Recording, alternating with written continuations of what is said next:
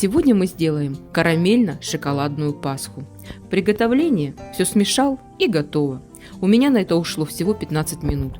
Но если бы вы знали, как потрясающе вкусно получается. Для приготовления творожной пасхи лучше использовать мелкозернистый, желательно без лишней сыворотки, творог. Кстати, творог очень хорошо распадается на мелкие частички, если его предварительно заморозить. Сыворотка с такого творога тоже лучше отделяется.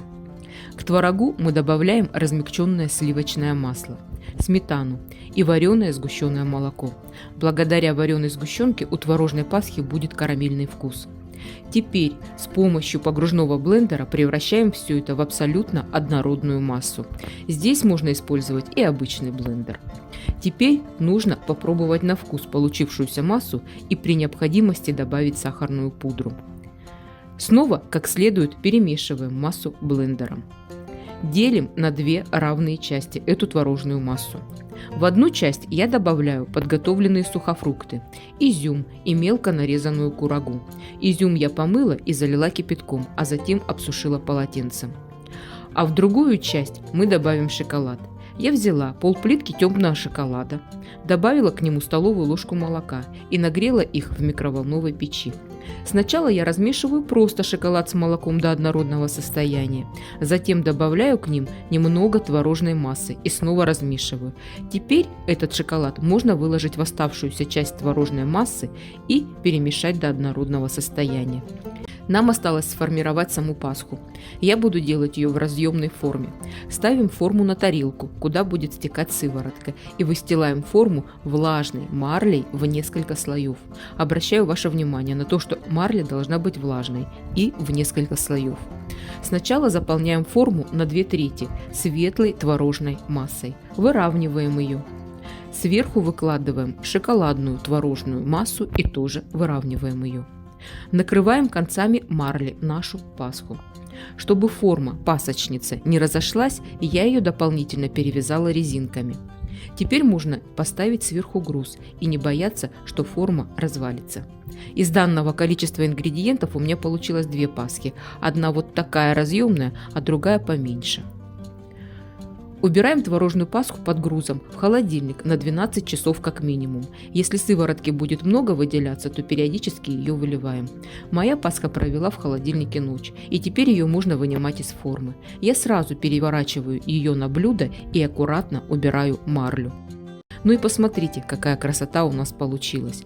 Дополнительно я решила украсить верх и низ пасхи подтеками шоколада. Также я использую готовые кондитерские украшения для тортов.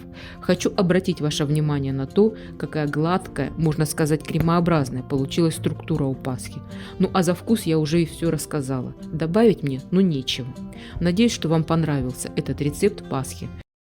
Сегодня предлагаю не совсем классический рецепт творожной заварной пасхи.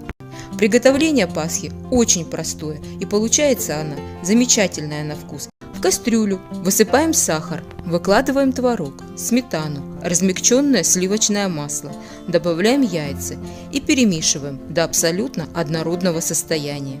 Если творог домашний или просто комочками, лучше пробить смесь погружным блендером.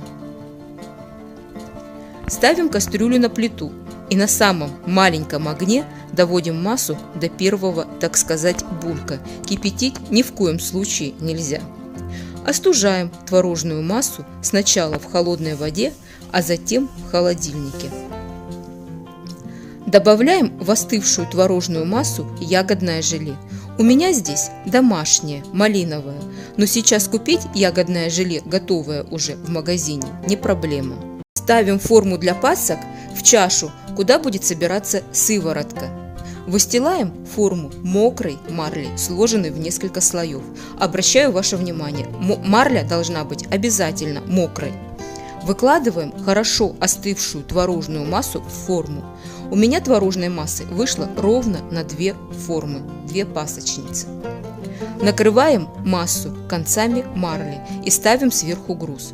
Убираем конструкцию в холодильник на 12 часов, можно на сутки, чтобы из творожной массы полностью отошла сыворотка. Сыворотку можно периодически выливать. Теперь переворачиваем творожную пасху на блюдо.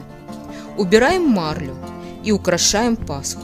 я украшаю готовыми кондитерскими украшениями для тортов и посыпкой для куличей. И вот такие нарядные, красивые, но самое главное, очень вкусные, нежные творожные пасхи у нас получились.